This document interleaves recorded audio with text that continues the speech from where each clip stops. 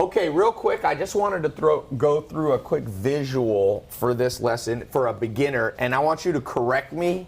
We have the master teacher. You cannot be learning from anybody better. He's teaching me, so I'm passing this on. So here's a person, let's say they're moderately informed, because you said this is the most important thing. Quick question, if we had to put something right here, where's the best place to get informed? Although you need multiple sources. I like two places that I recommend most these days. Okay. One is Steem, S-T-E-E, Yep. M, and then I-T. Yep. .com. Steam it. Go here for your information. That's a decentralized version of Reddit. This is what the new internet will look like. It is not a website. It is a block explorer, but it is indistinguishable from a website. So the new internet sites are going to look like this. So this you need to see. I mean, just to study learn this itself. It's amazing. But what it is, it's a decentralized Reddit where the content lives on the web. It's immutable and it's censorship resistant. Yeah. The next one I love is YouTube. Okay. You know, YouTube's got any channels you like?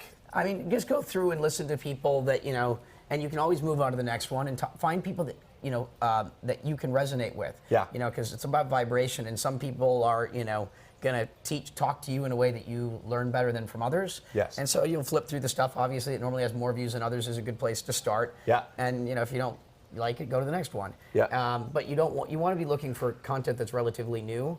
You can start if you're in a beginner stage.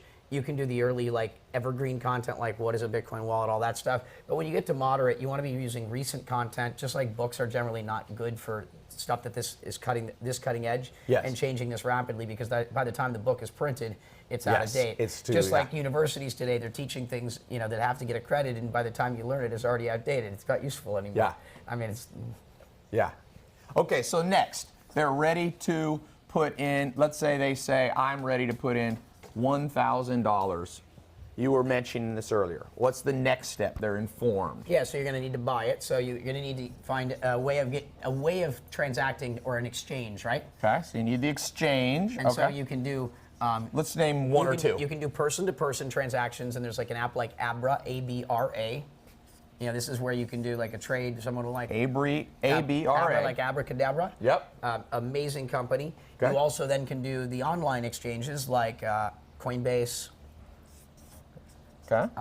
You know, you've got Gemini. Let's just keep it simple. Coinbase Kraken, and Gemini. And Kraken. Those are the three out there.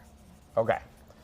Now, so now they're exchange where they can buy them. What do they do next? They need to store them. Yeah, so until you know what to store, don't move it from here. So you can leave it here. So storage is the next thing. Yep, storage. And so you want to learn as you start to build up your skill levels, as you upgrade and get smarter and more informed. Hopefully it goes up a little bit. Yeah, you want to start to improve your storage, and this is where you want to start using wallets. Okay. So storage is the wallet, so you want to we can call them the same thing basically. Okay. And so then you have to decide what kind of wallet. You have a couple of types of wallets. You've got your cold storage wallet, and then you've got your hot wallet. Okay. You got your cold storage and you got your hot. Explain the difference real fast for people. So one is kind of your online storage. One is using a web or mobile wallet. Yep. So which cold storage would you use? So these are like getting hardware wallets. Hardware. So Trezor, how do I spell it? Trezor. Trezor. Or the Ledger Nano. Or Ledger Nano. They're both great. And sometimes they're sold out with markets. So, I mean, if one's available, do one over the other. They're both great companies. And you get two? I would get two of these. Get two of whatever you choose. Because you want to have backups. You know, you want to be doing this intelligently. You want to build in redundancy. Yes. As you get good at this, and as the amount of money that you have is there, and you'll learn to have even greater redundancy if this becomes millions of dollars. So then you have your web wallets. You know, and this is what you're often using. You've got like wonderful ones for Bitcoin, like BitGo, B-I-T-G-O. BitGo, it depends on what coin. Yeah, and so some of them, like BitGo specializes in like being the best at Bitcoin, but then you have other wallets that support other tokens, and if you have other tokens, this wallet won't be able to cover everything. So maybe a Jax here? A Jax wallet is good. You know, you got some other online ones like Ether Wallet or Exodus. Okay.